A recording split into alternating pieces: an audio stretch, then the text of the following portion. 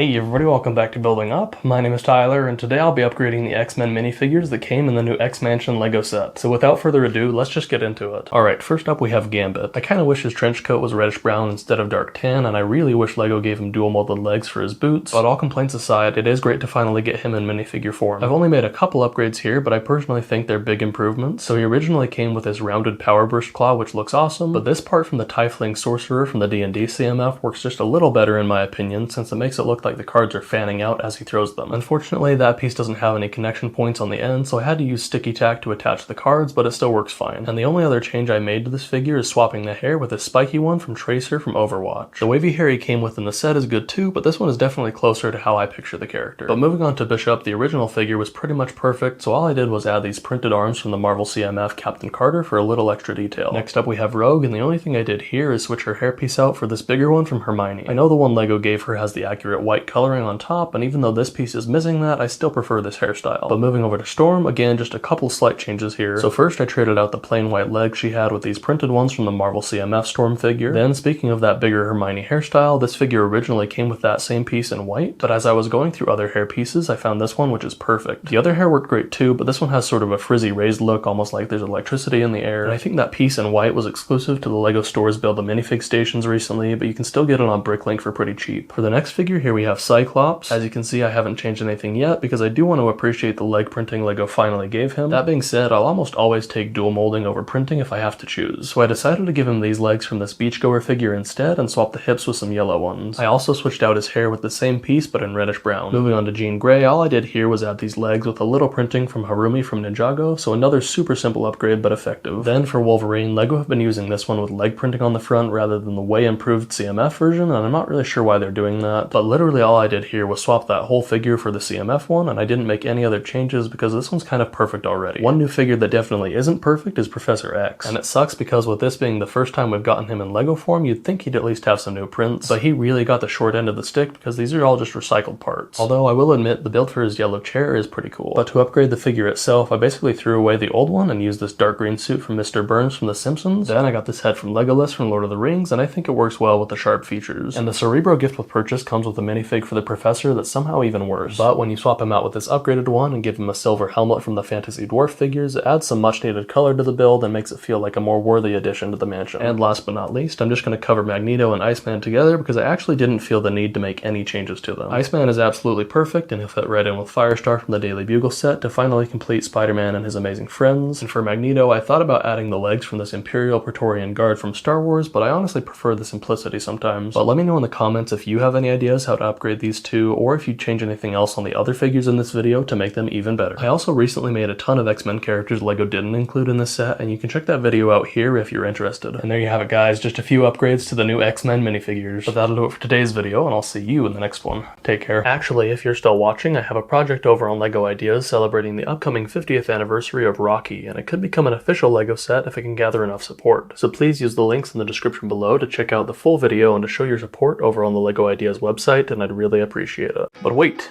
If you're also a nerd and you want to see more, leave a like, comment, subscribe, turn on notifications, follow me on my socials, Instagram and TikTok @BuildingUpBricks, and as always, keep building up.